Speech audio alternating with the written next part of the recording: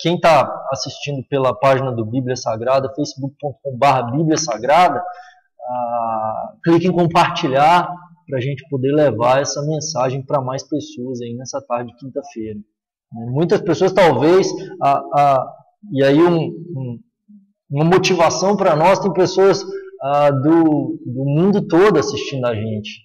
Então, semana passada tinha a Suene aí acompanhando lá da Noruega, ela não sabe falar o norueguês, estava sem igreja lá, podendo acompanhar os estudos aí semanalmente junto conosco. Não sei se ela vai estar aí hoje, mas está acompanhando. Tinha gente da Suíça, Portugal, acompanhando, pessoas que estavam distantes do Senhor, que estão se aproximando, voltando para o Senhor por conta desses estudos, pessoas que estavam sem igreja.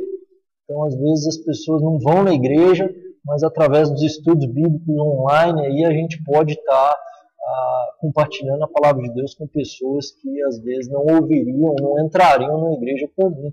Então a gente pode levar a palavra de Deus aí na internet, e não tem coisa melhor do que a gente aprofundar nas escrituras sagradas. Se você não conhece as escrituras ou não lê, leia diariamente. Se você ainda não curtiu a página do Bíblia Sagrada no Facebook, você está convocado, obrigado a curtir lá, porque é essa página que promove esse estudo, e por causa da Bíblia, do estudo da Bíblia, que a gente está aqui.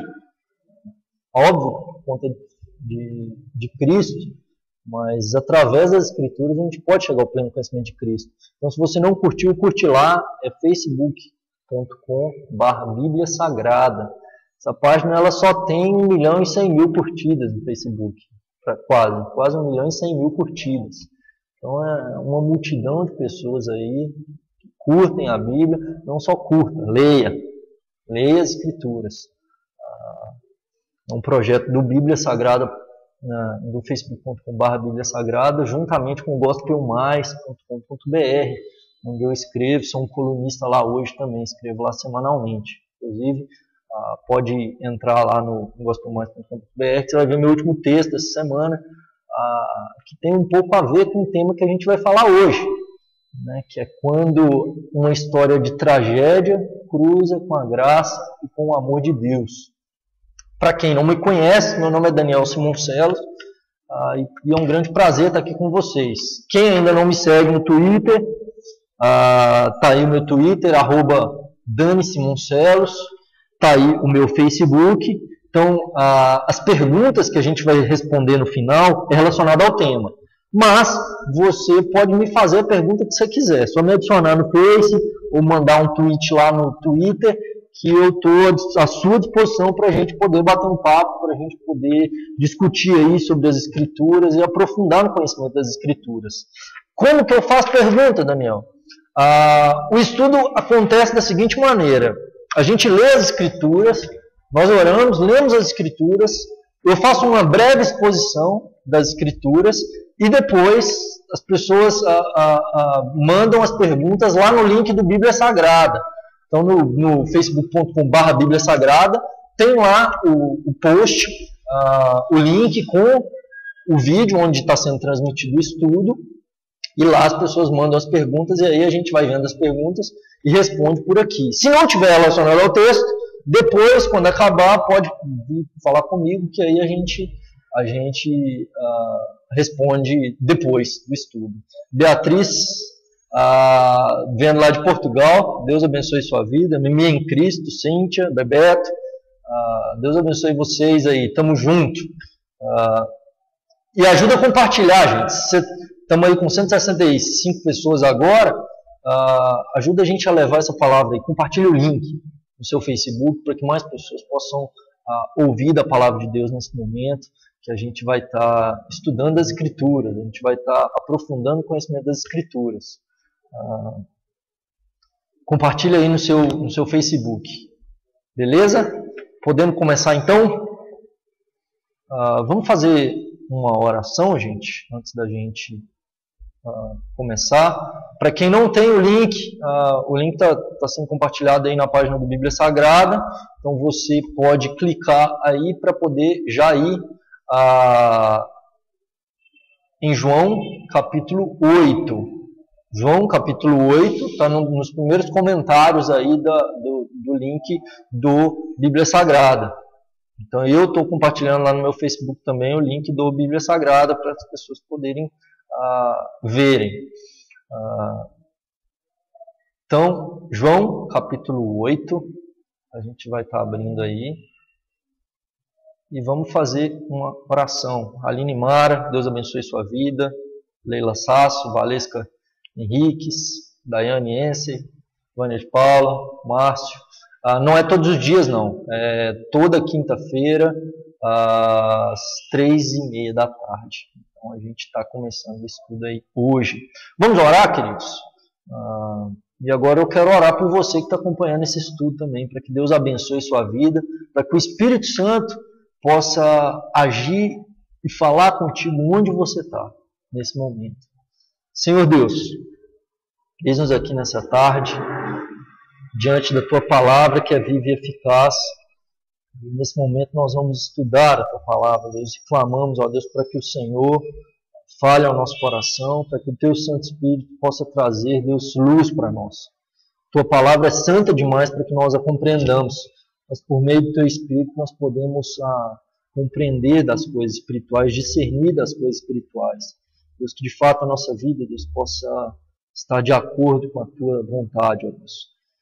Fala conosco, eu clamo por cada uma dessas pessoas que está acompanhando, onde quer que eles estejam, as pessoas que estão no trabalho, que estão nas suas casas, onde quer que elas estejam, Deus, que o Senhor as abençoe nesse momento, que o Senhor traga cura àqueles que estão necessitando, que o Senhor traga salvação àqueles que precisam, que o Senhor, Deus, de fato, Deus, possa operar um grande milagre nessa tarde, Deus, aqueles que necessitam de um milagre. O Senhor opere, Deus, porque Tu és o Deus que pode todas as coisas e sustenta o universo com as palmas de Suas mãos. Fala conosco, Deus, em nome de Jesus. Amém, Senhor. Amém. Atila Maia, seja muito bem-vinda, querida. Deus abençoe você aí. Vamos começar então? João, capítulo 8. Diz assim o texto, você pode acompanhar comigo lá no biblia.gospelmais.com.br/João_8. Diz assim: Jesus, porém, foi para o Monte das Oliveiras, e pela manhã cedo tornou para o templo, e todo o povo vinha ter com ele. E assentando-se, os ensinava. E os escribas e fariseus trouxeram-lhe uma mulher apanhada em adultério. E pondo-a no meio, disseram-lhe: Mestre, esta mulher foi apanhada no próprio ato, adulterando. E na lei nos mandou Moisés que as tais sejam apedrejadas. Tu, pois, que dizes? Isto diziam eles, tentando para que tivessem de que o acusar. Mas Jesus, inclinando-se, escrevia com o dedo na terra. E como insistissem, perguntando-lhe, endireitou-se e disse-lhes: Aquele que de entre vós está sem pecado, seja o primeiro que atire pedra contra ela. E tornando a inclinar-se, escrevia na terra. Quando ouviram isso, redarguidos da consciência, saíram um a começar pelos mais velhos até os últimos. Ficou só Jesus e a mulher que estava no meio. E endireitando-se Jesus, e não vendo ninguém mais do que a mulher, disse: Mulher, onde estão aqueles teus acusadores? Ninguém te condenou? E ela disse: Ninguém, Senhor. E disse-lhe Jesus: Nem eu também te condeno. Vai-te, não peques mais. Falou-lhes, pois, Jesus outra vez, dizendo: Até aí, vá, não peques mais. Eu estava me lembrando, e faz um tempo, na verdade, eu vi no Twitter uma frase de uma pessoa que talvez você conheça, a Bruna Surfistinha. E ela, a Raquel Pacheco, o nome dela, a Raquel Pacheco havia dito numa notícia a seguinte frase, que ela demoraria, por conta da vida que ela havia levado, para pagar por todos os seus pecados, 3 anos. Então ela precisaria de 3 anos para pagar todos os seus pecados. E quando eu vi essa notícia da Bruna Surfistinha, para quem não conhece, ela era uma prostituta, ela disse que precisaria de 3 anos para pagar por todos os pecados que ela havia cometido. E talvez muita gente, ao ver essa notícia, tenha ficado extremamente nervoso, talvez condenando ela, dizendo, mas como a Bruna Surfistinha precisar de 3 anos só para pagar pelos pecados que ela cometeu? E talvez algumas pessoas diriam, 3 anos é muito pouco, ela precisaria de uma vida inteira. Talvez outros diriam, mas nem uma vida inteira, para essa aí não tem jeito. O fato é que muitas vezes, quando o nosso pecado é exposto, a nossa tendência de nos julgar, a gente sempre coloca para baixo. Na hora que a gente olha o pecado do outro, a nossa tendência de elevar o julgamento é muito maior. Então, talvez, se nós estivéssemos no lugar dela, a gente diria que talvez a gente se autocondenasse a 3 anos. Algumas pessoas diriam, não, ela merece a morte. Mas ela não está muito diferente, não é muito diferente dessa história que a gente vai entrar hoje. Porque o fato é que a Bruna Surfistinha não poderia pagar pelos seus pecados. Mas nem eu nem você. Talvez a nossa história seja diferente. Mas não precisamos de 3 anos para pagar pelos nossos pecados. Nossos pecados foram pagos na cruz do Calvário. Somente Jesus poderia pagar por esse pecado. Mas entrando no texto, a gente chega na seguinte situação. Existe uma mulher que foi trazida e ela é colocada no centro daquela multidão ali. Existia uma multidão ali, existiam diversas pessoas que haviam se assentado e estavam ouvindo Jesus ensiná-las. E além disso, chegam fariseus que haviam pego aquela mulher no ato. Aquela mulher foi pega em flagrante de adultério. Então ela estava no ato sexual, juntamente com outra pessoa. Então pegaram ela ali na cama com outro. Flagrante. Já tinha sido dado. Não tinha conversa. Não precisava de 2 ou 3 testemunhas. Ela foi pega em flagrante. As pessoas pegaram ela. O engraçado é que só trouxeram aquela mulher para poder ser condenada. E o adultério não pode ser cometido por uma pessoa só. E a gente já vê quão tendenciosos eram aqueles religiosos. E para ela já não tinha mais jeito. A situação onde ela estava, ela já não tinha o que fazer. E na verdade, ninguém estava importando com ela. Ninguém queria saber o que ela estava sentindo naquele momento, se havia arrependimento ou não. Ninguém queria saber qual era a história daquela mulher. O fato é, ela foi pega no ato. E ela merece a morte. Aquela mulher não tinha o que fazer. Ela não tinha para onde ir mais. Para ela já estava acabado. A lei dizia que as mulheres, qualquer pessoa que cometesse adultério deveria ser condenado à morte por apedrejamento. Então, uma coisa que acontece ali é o seguinte: os religiosos, ao pegar aquela mulher em flagrante de adultério, dizem, tá pega, já era, não tem o que falar. Você vai ser morta, você merece a morte, você merece a condenação e você vai ser morta. Isso já estava definido. Pedras já estavam na mão daqueles homens.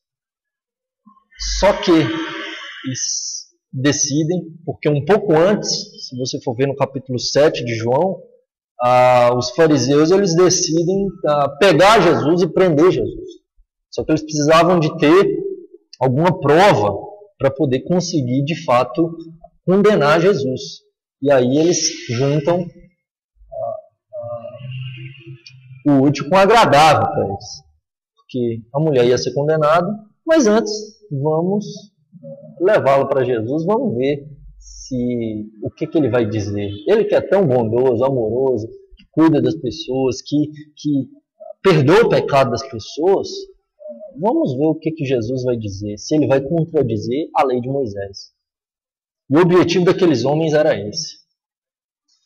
E a primeira coisa que eu vejo nesse texto é que a religião fria, a religião que não obedece, a religião que de fato não caminha de acordo com as coisas de Deus, ela traz morte, ela gera morte. E quando nós de fato caminhamos por obediência, quando nós de fato buscamos o amor de Deus, isso gera vida. E naquele lugar, naquela situação, naquele momento, nós temos duas situações. Uma da religião fria que gera morte, que traz condenação. E outra que é a graça e o amor. E eu não sei como você tem vivido ou que tipo de religião você tem seguido. Eu não sou apesar de morar em São Paulo, eu sou de Minas. Eu sou da região do Vale do Aço, de Patinga, Minas Gerais. E naquela região do Vale do Aço, em 1995, em uma igreja do Vale do Aço, teve um camarada que ele entrou para o culto. Ele era estranho, ele era um camarada que era um pouco estranho. Entrou para o culto, sentou no último banco. Ninguém quis saber quem era ele. Ele ouviu todo o louvor. Não sei se algum de vocês toca. Poderia ser talvez na sua igreja, você tocando. Ele ouviu toda a mensagem. Ele acompanhou até o final. No final, aquele homem ali, ninguém procurou ele. As pessoas saíram do culto preocupadas para onde elas iriam, o que elas iriam fazer. Ninguém procurou aquele homem. De semblante triste. Ele saiu do culto e se matou. Talvez numa última tentativa, desesperado, de encontrar esperança, de encontrar amor, de encontrar razão para viver, ele procura uma igreja, ele entra na igreja, buscando que talvez as pessoas olhassem para ele com misericórdia e talvez o acolhessem. E aquele homem não conseguiu encontrar isso. Ele saiu do culto e se matou. Ao mesmo tempo, eu conheci uma pessoa que a mãe dela tentou abortar dela, não queria tê-la. E em uma das vezes, as tentativas de aborto não foram bem sucedidas, e em uma das tentativas que aquela mulher tentou abortar daquela pessoa, aquela criança nasceu. E rejeitada na adolescência, aquela criança que a mãe não queria tê-la, começou a pensar que de fato ela não devia viver. Ela não era para ela nascer. E profunda depressão tomou conta daquela adolescente e aquela pessoa ela tentou se matar na adolescência por 3 vezes. Mas assim como o aborto foi mal sucedido, as tentativas de suicídio também foram, porque Deus tinha um propósito na vida daquela pessoa. Até que um dia, uma pessoa de fato olhou para aquela pessoa, encontrou graça, amor, e acolheu aquela pessoa, levando até Cristo. E aquela pessoa que antes foi tomada por profunda depressão, hoje prega sobre o amor de Deus, hoje dirige grupos na faculdade, e a gente pode perceber que quando a graça e o amor olham para uma situação trágica, de tragédia, isso pode gerar vida, mas quando a frieza, a condenação, olha somente para o pecado e quer condenar e quer destruir, isso gera morte. E é isso que aqueles religiosos naquele momento estavam fazendo. Você merece a morte, a condenação. Não tem mais o que fazer. E de fato isso era verdade. A lei de Moisés, que Deus havia instituído, dizia que quem cometesse adultério merecia ser condenado à morte por apedrejamento. Então aqueles fariseus, aqueles religiosos da época, eles estavam certos. E talvez as pessoas que estavam ao redor ali, já percebeu que quando acontece alguma coisa na vizinhança, imagina 2000 anos atrás. Então, quando acontece alguma coisa na vizinhança assim de grande impacto, junta uma multidão para ver. E ali aquela mulher estava no meio da multidão. Ela era o centro das atenções. E muita coisa se pensava a respeito dela. Eu tenho certeza que praticamente ninguém pensava, nossa, coitada. Na verdade, a questão, ela mereceu. Vagabunda. Essa mulher não presta. Em flagrante de adultério, pecadora. E desprezo, talvez nojo, talvez raiva, talvez ódio. Mãos segurando pedra de forma nervosa, forte, só esperando a primeira oportunidade para poder jogar naquela mão.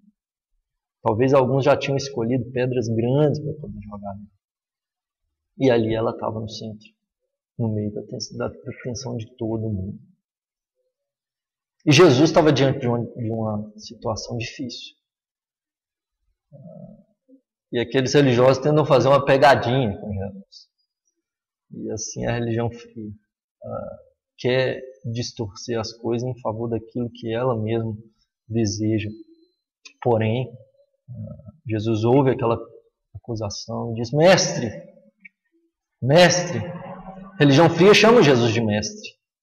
Mas quem está no centro é o próprio umbigo, não Jesus. Mestre, essa mulher foi pega em flagrante de adultério, no ato, agora há pouco. E a lei, e Moisés diz que ela deve ser morta por apedrejamento. O que o Senhor diz, bom mestre? Jesus se inclina e começa a escrever na terra. E algo maravilhoso. De fato é um milagre a gente ver Jesus encarnado. O mesmo dedo que escreveu as tábuas da lei para Moisés, agora escreve na areia. O mesmo dedo que escreveu lá na parede de Belsazar, que foi interpretada por Daniel, agora é o mesmo dedo que escreve na areia. Aqueles religiosos na expectativa de uma resposta, porque o objetivo deles não era condenar a mulher, ela já estava condenada. O objetivo deles era prender Jesus e condenar Jesus. Aquela mulher, eles não queriam saber mais dela. Morte, a vida dela estava acabada. Reputação, não tem. Jesus olha para aqueles homens, eles insistem na pergunta, e aí Jesus olha para eles e ele profere a sentença. Aquele que não tiver pecado, que atire a primeira pedra. Que frase! Que profundidade! Existiam homens de todas as idades naquele momento, segurando pedras para jogar em Jesus. Mas Jesus profere a sentença. Aquele que não tem pecado, atire a primeira pedra. O que Jesus diz não é que aquela mulher deveria ser inocentada. Você percebe, aquela mulher está no centro daquele ambiente e existiam juízes em volta dela. O que Jesus faz é: todo mundo deveria estar no centro junto com ela. Ninguém aqui pode estar na posição de juiz, porque todos vocês têm pecado e nenhum de vocês tem o direito de jogar pedra, porque todos vocês deveriam ser condenados.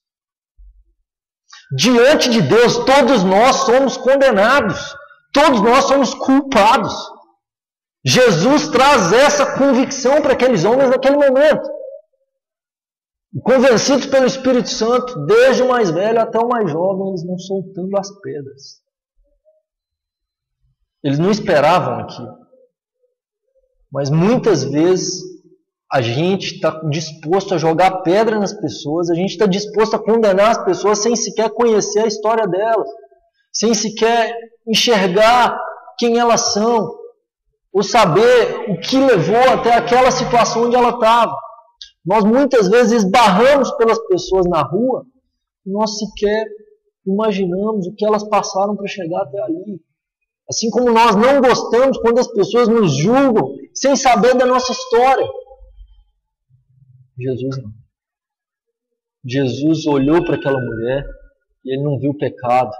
Ele viu uma história de tragédia, uma história de destruição, uma história de pecado que precisava ser parada, que precisava mudar naquele dia e que Jesus poderia mudar. Só que na verdade não era só aquela mulher que precisava ser mudada. Todas aquelas pessoas ao redor dela precisavam de ser mudadas, precisavam de ser transformadas. E Jesus era o único que poderia condenar aquela mulher. Jesus poderia condenar, porque quando ele diz, aquele que não tem pecado atire a primeira pedra, Jesus tinha pecado? Jesus não tinha pecado. Ele poderia jogar a pedra nela e poderia jogar a pedra em todos aqueles homens. Isso é o que é maravilhoso, porque era isso que Deus deveria fazer com toda a humanidade. E às vezes as pessoas perguntam, mas como que Deus permite que coisas ruins aconteçam, Daniel? Como que Deus, sendo bom, permite que as coisas ruins possam acontecer conosco? Normalmente eu retorno a pergunta, devolvo e digo, como que Deus, sendo bom e justo, permite que a gente ainda continue vivo, sabendo tudo aquilo que a gente peca, conhecendo as nossas transgressões contra Ele? E Deus nos ama profundamente. E a pedra não foi jogada por Jesus sobre nós. Pelo contrário. Jesus profere a sentença final quando Ele olha para aquela mulher. Todas as pessoas se ausentam. Sobra Ele e ela no centro. Aquela mulher que, naquela situação, a vida dela estava destruída. Para ela não havia esperança e longe da cabeça dela de pensar que ela poderia sair daquela situação. Mas diante dela estava o dono do universo. Diante dela estava o Rei dos Reis, o Senhor dos Senhores, aquele que a criou e a conhecia desde o ventre materno. Diante dela estava um Senhor que a amava mais do que ela mesma, queria o melhor para ela mais do que ela mesma. Nem ela sabia o que era melhor para ela. Jesus olha para aquela mulher e diz, onde estão seus acusadores? Aquela mulher responde, Senhor, não sobrou ninguém. Ainda existia uma pessoa ali que era Jesus. Jesus olha para ela e diz, nem eu tampouco te condeno. Vá e não peques mais. Talvez, ao pensarmos numa situação como essa, a gente pense, não, agora pelo menos ele vai passar um sermão nela. Agora, pelo menos, ele vai olhar para ela e falar, tá vendo o que você fez? Você não deveria ter feito aquilo. A situação que você chegou, olha a vida que você levou. Por não me ouvir, porque eu direcionei, mas você não quis me obedecer e chegou até o ponto de quase morrer e você merecia a morte. Mas eu te salvei. Nossa tendência, muitas vezes, de querer passar sermão nas pessoas é muito grande. E talvez a expectativa nossa ao olhar e dizer, não, eu perdoo, mas depois querer passar um sermão, Deus olha para nós e esse sermão não é passado sobre o que foi. O que Jesus diz é, vá e não peques mais. De agora para frente, você é uma nova criatura. De agora para frente, eis que tudo se fez novo. Caminha junto comigo. Meu desejo é andar contigo desde o princípio. Por que você não andou comigo? Você chegou até uma situação de tragédia, mas não é o que eu quero. Eu quero que você ande comigo. De agora para frente, vá e não peques mais. Jesus fez isso porque a justiça de Deus foi satisfeita na cruz do Calvário. Na verdade, na situação daquela mulher estamos todos nós. E quando Jesus diz, nem eu tampouco te condeno, e Ele olha para você nessa tarde e diz, nem eu tampouco te condeno, porque o que Ele fez foi nos tirar do centro, tirar aquela mulher do centro, e ele se colocou no centro para que as pedras fossem jogadas nele. A lei precisava ser cumprida. Você consegue compreender isso, querido? A lei dizia que o pecado deveria ser condenado com a morte. E se isso não fosse cumprido, era algo injusto. A lei foi cumprida na cruz do Calvário. O meu e o seu pecado foi pago por Jesus na cruz do Calvário. Quem jogou cada pedra em Jesus, e ele foi apedrejado no lugar daquela mulher, e ele foi apedrejado no seu lugar e no meu lugar, e aquelas pedras foram jogadas por mim e por você, por conta do meu e do seu pecado, e do pecado daquela mulher que ela havia cometido pouco antes. Esse é o tamanho do amor de Deus por você. A ponto de ver uma história de tragédia, de destruição, de pecado, de talvez promiscuidade, de talvez desobediência, de talvez idolatria, talvez uma vida de não querer obedecer a Deus, mas fazer cumprir somente seus prazeres e suas vontades. Deus olha para isso e diz: eu vou enviar meu filho para pagar o preço, para que ele não precise ser condenado, para que ele não precise sofrer a condenação eterna, para que ele possa se voltar para mim e enxergar que longe de mim não tem nada de bom, que longe da minha presença isso vai levar ele à morte, isso vai levar ele à desgraça, isso vai levar ele à destruição, que é onde aquela mulher se encontrava. Mas quando a graça e o amor de Deus cruza com a tragédia, com a destruição, a história é transformada. É sobre isso que nós temos estudado todas as quintas-feiras. Encontros que pessoas tiveram com Jesus que mudaram o curso da história. Eu não sei como é que você está vivendo sua vida. Eu não sei como que é a sua história ou qual é a sua história. Talvez ela seja diferente da história daquela mulher, talvez seja diferente da minha história, talvez seja diferente da história daquela pessoa que a mãe tentou abortar dela. Mas o que eu tenho para te dizer nessa tarde é que você não precisa continuar com uma história de tragédia e destruição. Você não precisa continuar numa história de morte que vai te levar à morte. Nós muitas vezes buscamos caminhos que parecem prazerosos para nós.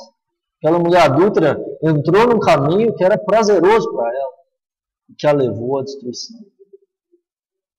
A levou a completa tragédia. Mas Deus pode mudar o curso da sua história. Mas Deus pode transformar a sua vida, pode mudar a sua trajetória em uma trajetória de vida com Ele, porque Jesus veio para nos dar vida e vida em abundância. Você consegue compreender isso, querido?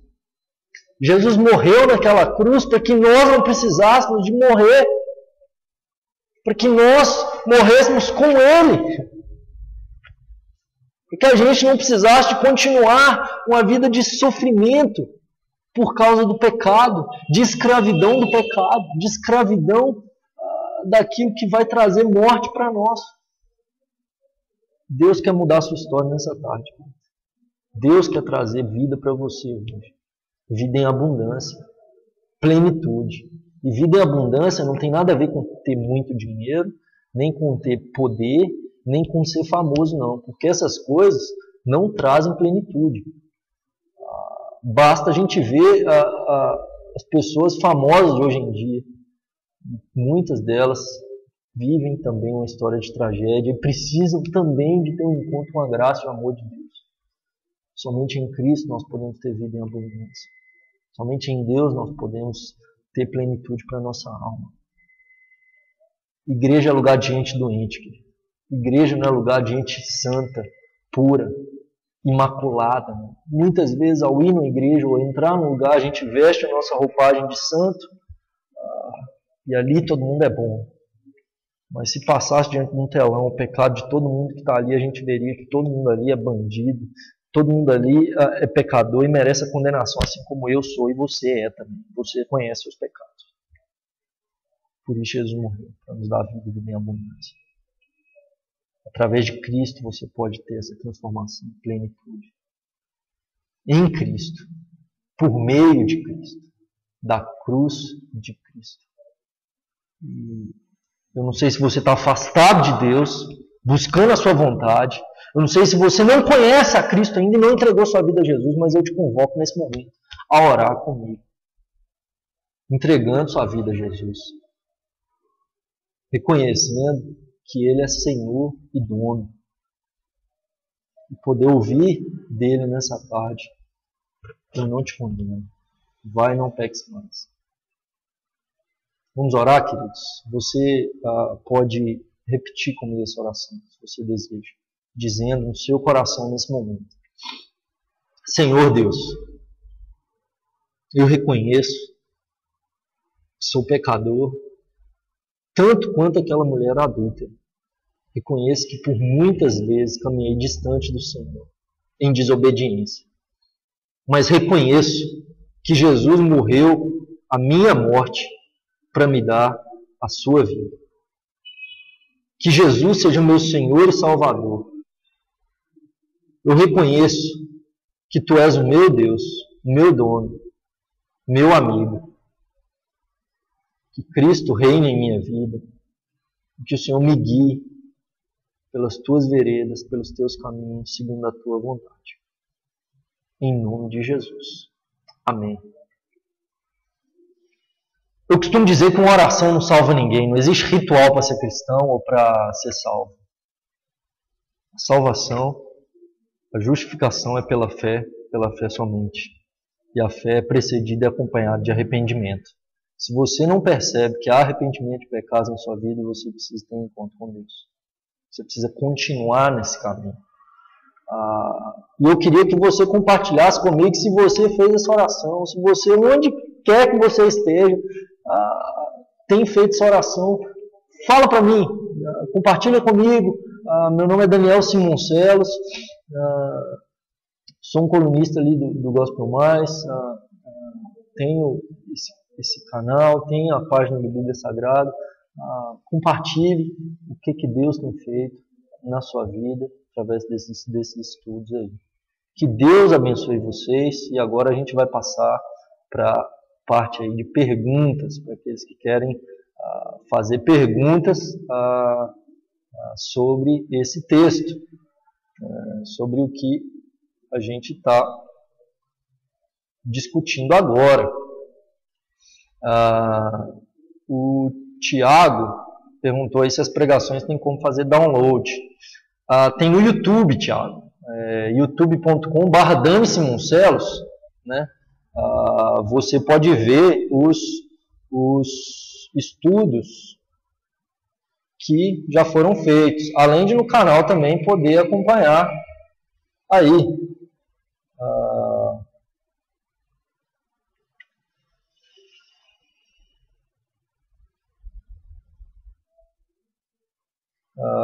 Acho que ficou um tempo aí sem a imagem, mas tem no YouTube aí, então você pode ver aí no YouTube os vídeos anteriores e tal, que a gente tem feito e tal. Então, gente, pergunta. Você quer fazer pergunta? No link lá do Bíblia Sagrada, facebook.com/Bíblia Sagrada, no link da onde a gente está postando, onde a gente postou o vídeo, poste sua pergunta lá para a gente poder responder agora aí. Deu pau aí anteriormente, mas já voltamos, já estamos de volta. A Thaís Gomes está fazendo uma pergunta, tem um amigo gay, ele acha que sua escolha é correta e Deus aceita. Já falei que Deus não aprova, mas que Deus o ama. Mas ele acha que Deus aprova. Como faço para pregar para ele? De fato, o homossexualismo é pecado, vai contra contra as Escrituras e não tem como dizer que Deus aprova isso. Deus não aprova o pecado. Não, fala de homossexualismo sim, Wellington. Fala de homossexual. A Bíblia utiliza um termo diferente para isso, mas fala exatamente de homossexual, não só de afeminado. Isso é pecado e, de fato, Deus condena isso. Qual que é o problema quando muitas vezes a gente quer falar do amor de Deus para as pessoas? Eu já passei por situações como essa. Muitas vezes nós queremos exigir que as pessoas sejam cristãs antes delas de fato serem. Então não tem como eu querer que o camarada abandone o homossexualismo antes dele ter um encontro com Jesus. Então eu não tenho que falar de homossexualidade com ele, eu tenho que falar de Jesus. Já fiz um discipulado com um rapaz que era homossexual. Ele levou uma amiga que era lésbica. E ela foi toda armada para poder me rebater quando eu dissesse que era errado. Só que eu, fazendo o discipulado, em momento algum eu disse que era errado, mas eu falei da Bíblia, que nós somos pecadores, e que todo mundo é pecador, e que a gente não pode permanecer na prática do pecado, e que nós precisamos de Jesus. Aquela mulher, no final, ela estava em lágrimas dizendo: eu sou pecador, eu preciso de mudança. Então a questão é, primeiro, em amor, como Jesus faz, né? Hoje eu vejo uma briga muito grande contra o homossexualismo e hostilidade tanto da parte dos cristãos quanto dos homossexuais. É pecado, nós não devemos aceitar isso. Não devemos batizar pessoas que são homossexuais e se dizem cristãs e vivem na prática do homossexualismo. Não devemos aceitar nada disso. Porém, eu não posso exigir que o camarada abandone o pecado sem antes ele ser cristão. Então, se o camarada diz que Deus aprova, ele está seguindo uma outra religião e paciência. A gente não pode fazer nada, a gente pode pregar Jesus. E a partir de Cristo, quem convence do pecado, gente, não é a gente, não. É o Espírito Santo. Quem faz a obra dentro do coração das pessoas é o Espírito Santo, é Deus. Então a gente não pode fazer nada, a gente tem que apresentar a Bíblia. Carlos está perguntando aí, é possível viver sem pecado? Eu faço uma pergunta para vocês aí. Tem alguém aí que não tem pecado? Não? Se tem alguém aí que está conseguindo viver sem ter pecado, comenta aí para mim, porque vai ser a primeira pessoa que eu conheço. Eu não conheci ninguém. Só que tem um texto na Bíblia que João diz que aquele que diz que não tem pecado, comete pecado e está mentindo, porque todo mundo peca. Tem algumas linhas aí que defendem que a gente, através do processo de santificação, pode chegar ao ponto de não pecar. Isso é mentira. Eu não acredito nisso. Eu sei que a gente peca, mas o fato é que nós morremos para o pecado por causa de Jesus, e Jesus pagou o preço do nosso pecado. Nós vamos chegar ao ponto de atingir a estatura do varão perfeito na glória, quando nós vamos receber um corpo ressurreto, glorificado, sem pecado. E é o que Paulo diz em Romanos, quando ele diz: quem me livrará do corpo dessa morte? Porque o bem que eu quero fazer eu não faço, mas o mal que eu não quero fazer isso faço. Desaventurado homem que sou. O Eduardo falou que é o mais pecador do chat. Olha, tinha um camarada que dizia que era o maior de todos os pecadores, que era Paulo. Se Paulo dizia que ele era o maior de todos os pecadores, então complica para nós, né? Mais alguma pergunta aí, galera? Vamos lá.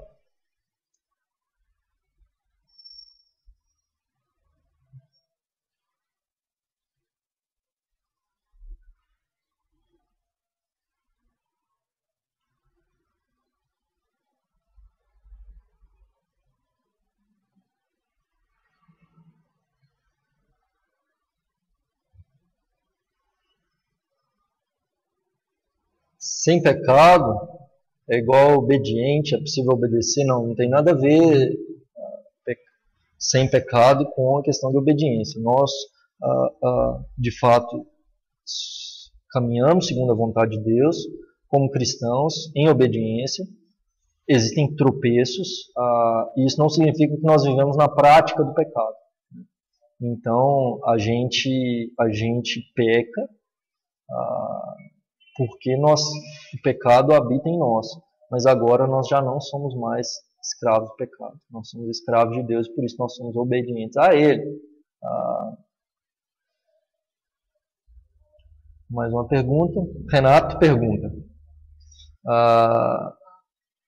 Jesus morreu por nossos pecados, isso significa que temos que pecar para sermos salvos por Ele? E ao dizer que somos santos, puros ou livres do pecado, renegamos a Jesus e seu sacrifício? Boa pergunta, Renato. Jesus morreu por nossos pecados, isso significa que temos que pecar para sermos salvos por Ele? Tem uma outra uma pergunta que Paulo faz quando ele começa a expor acerca de que a justiça de Deus nos leva à obediência, em Romanos 6, que ele diz, no final do capítulo 5, ele diz, onde abundou o pecado, superabundou a graça. E ele fala, então, a gente deve pecar ainda mais para que a graça seja ainda mais abundante? Não. Primeiro porque todo ser humano nasce em pecado. Davi, no Salmo 51, diz, porque em pecado me concebeu a minha mãe.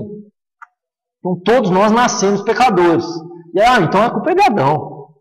Mas a gente nasce pecador e ainda compra a ideia, porque desde pequenininho, desde recém-nascido, você vai ver um moleque desobedecendo, você vê um moleque não põe o dedo na tomada, ele já transgrediu, e a gente já transgride a lei inteira. Né? Então, assim,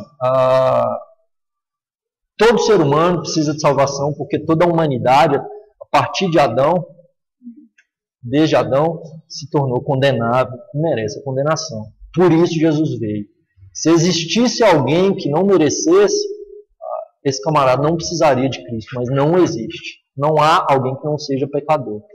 Então, a gente não tem que pecar, na verdade a gente já pecou, e em Cristo a gente pode ser livre da escravidão do pecado. Então tem gente que fala, nós temos livre-arbítrio. Mas o nosso livre-arbítrio morreu lá com Adão, que tinha livre-arbítrio para escolher pecar ou não. Hoje nós vamos escolher o pecado porque nós somos pecadores. Mas, por meio de Cristo, nós podemos, de fato, ser livres da escravidão do pecado e nos tornarmos obedientes, de fato, a Deus. E aí, ao dizer que somos santos, puros ou livres do pecado, renegamos a Jesus, seu sacrifício, se a gente disser que a gente pode chegar a isso sem Jesus, a gente está renegando a cruz de Cristo, que é o que talvez os espíritas, os budistas defendem, que a gente vai evoluindo até chegar ao ponto de atingir o nirvana, por exemplo, o budismo. Então, ou seja, o espírita que reencarna até ir melhorando, então não precisa do sacrifício de Jesus, nós estamos de fato renegando Jesus. Agora, quando por meio de Jesus eu reconheço que sou pecador e que Ele morreu para me justificar, então por meio de Jesus eu posso dizer que sou santo porque Ele me tornou assim. Então eu sou santo, separado, puro, sem pecado, porque Jesus pagou o preço, não por minha causa. Porque sem Jesus eu mereço condenação, mas Jesus sofreu a condenação no meu lugar.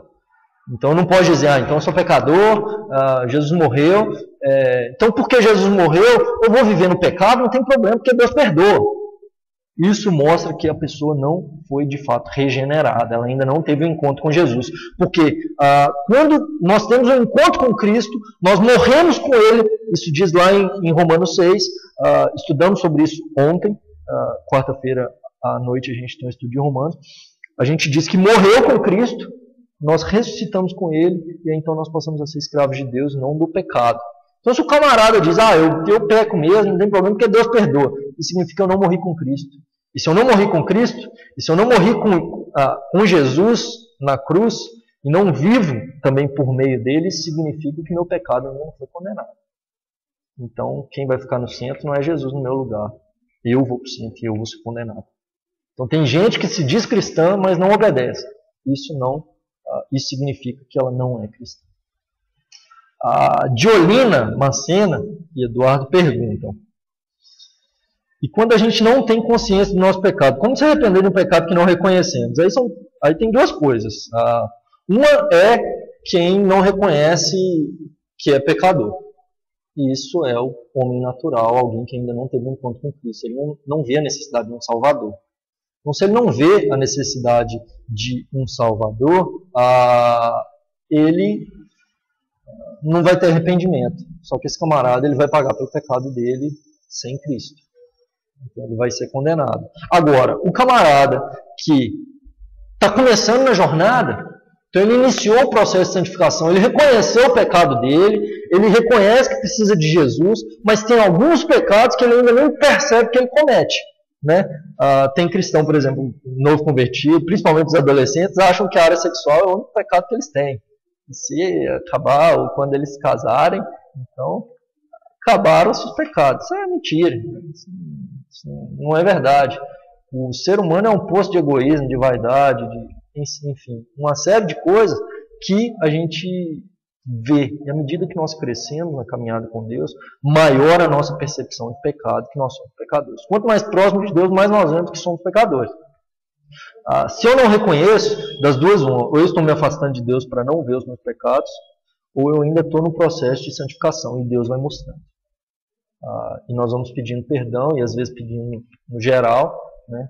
Às vezes até sem ver o pecado para abandonar, mas Deus vai mostrar nesse processo, nessa caminhada. Que o auge da sua vida cristã não seja o início, porque no início você ainda vê muito pouco, mas que seja uma caminhada, uma jornada, um crescimento em intimidade com Deus, em busca, em santificação.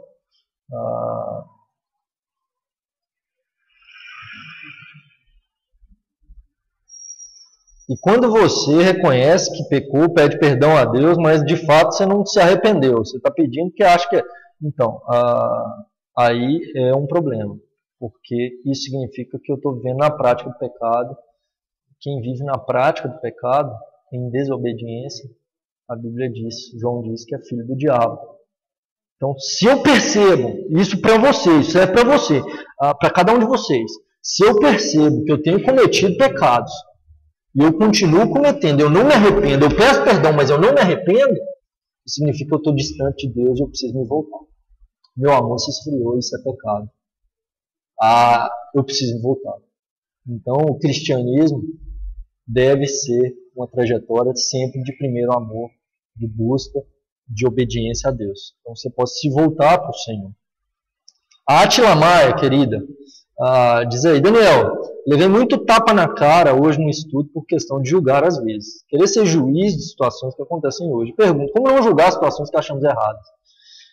Tem duas questões aí. Eu, como colunista no Gospel Mais, às vezes escrevo alguns textos apontando erros e apontando, de fato, o que é a verdade. Tem gente que só gosta de apontar o erro e ponto. Né?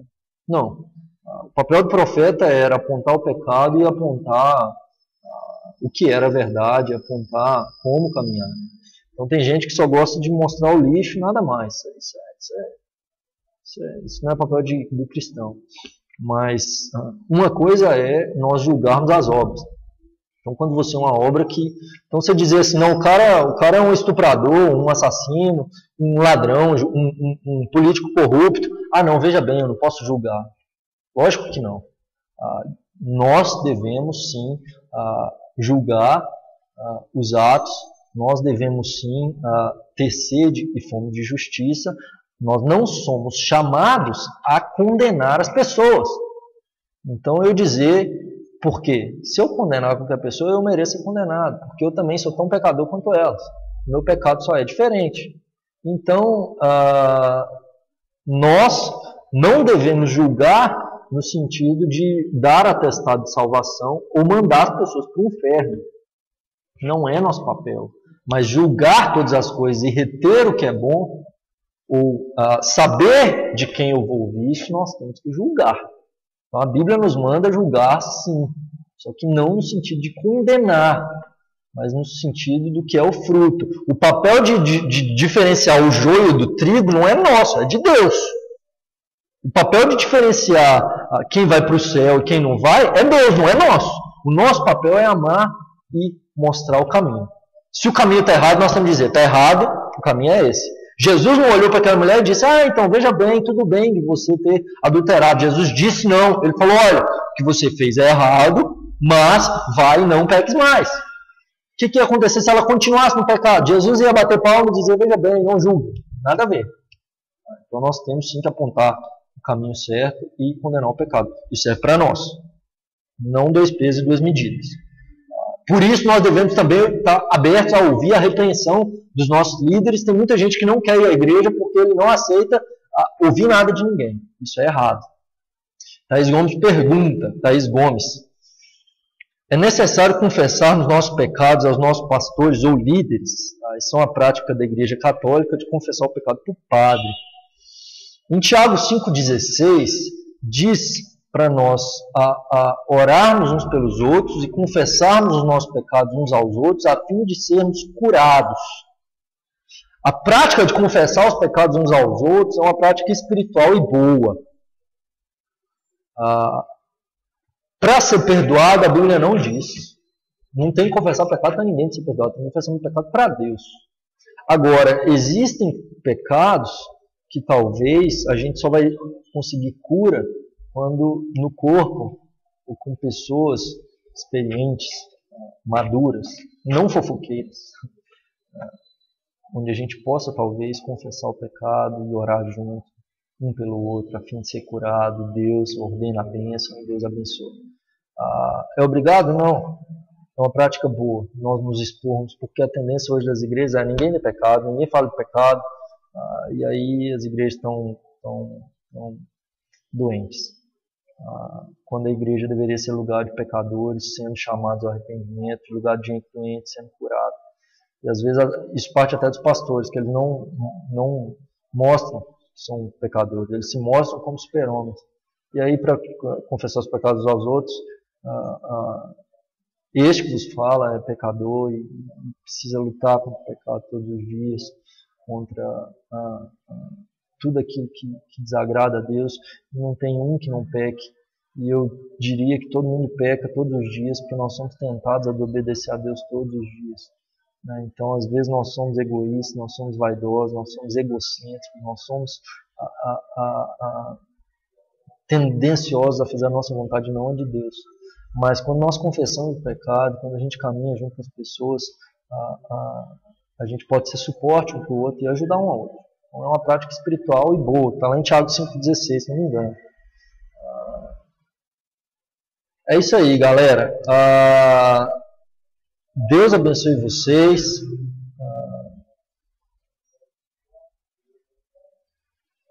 A Mimi em Cristo diz que a amiga dela é espírita e gostaria de aceitar Jesus, mas ela crê em encarnação. Sua amiga deseja aceitar Jesus, é isso? O que falo para ela através da Bíblia? Sendo espírita, ela não precisa abandonar o espiritismo e crer nas escrituras. Então você precisa apresentar as escrituras para ela. A Bíblia diz que está ordenado ao homem morrer uma só vez, vindo após isso o juízo. O sacrifício de Jesus na cruz foi de uma só vez. Nós podemos ser salvos somente por causa de Jesus. O espírita não vai aceitar isso. Ele vai ser muito direcionado por boas obras. Mas se ela deseja receber de fato a Cristo, você pode orar junto com ela, falar para ela ler a Bíblia, e através da Bíblia ela vai ser transformada. Então, não tem como crer em Jesus e não reconhecer a Bíblia como regra de fé e prática. E a Bíblia vai condenar a mediunidade, vai condenar o consultar aos mortos, vai condenar a reencarnação. Então, assim, se ela crê nisso, ela precisa estudar as Escrituras para ver se de fato ela quer crer nisso. Não adianta ela querer falar assim, que é o que o Brasil faz, né? O Brasil e a Globo e todo mundo é católico e espírita. É impossível ser católico e espírita. Porque o catolicismo, com todos os defeitos dele, é uma religião cristã, que crê na Bíblia. Crê também na palavra da igreja, e é o problema deles. Mas não pode, não dá. Não é impossível você dizer que você crê em Jesus e é espírita. Né? Então, o caminho é buscar as escrituras. Última pergunta, galera. Simone Rodrigues aí. Sendo nós de natureza pecadora, nós participamos da Santa Ceia do Senhor indignamente? A Ceia do Senhor é uma boa pergunta, e às vezes as pessoas banalizam isso. A Ceia do Senhor, que é a gente se lembrar do sacrifício de Jesus até que Ele volte, não deve ser tomado de forma indigna. Então eu deixo de tomar a ceia? Não, eu me arrependo dos meus pecados e tomo a ceia. Então, você não pode tomar a ceia estando vivendo na prática do pecado, sem arrependimento. Então, não é que você deixa de pecar para tomar a ceia. Não. Você pode até ter cometido algum deslize, algum pecado, mas você se arrepende, se volta para Jesus, reconhece o sacrifício dele por você, e se alegra nisso, diz: Maranata, vem, Senhor Jesus. Vem logo, volta logo, Jesus. A expectativa do cristão é essa. Então é isso, galera. Deus abençoe vocês. Muito obrigado pela presença de vocês. Quem ainda não curtiu a página do Bíblia Sagrada, é www.facebook.com/Bíblia Sagrada.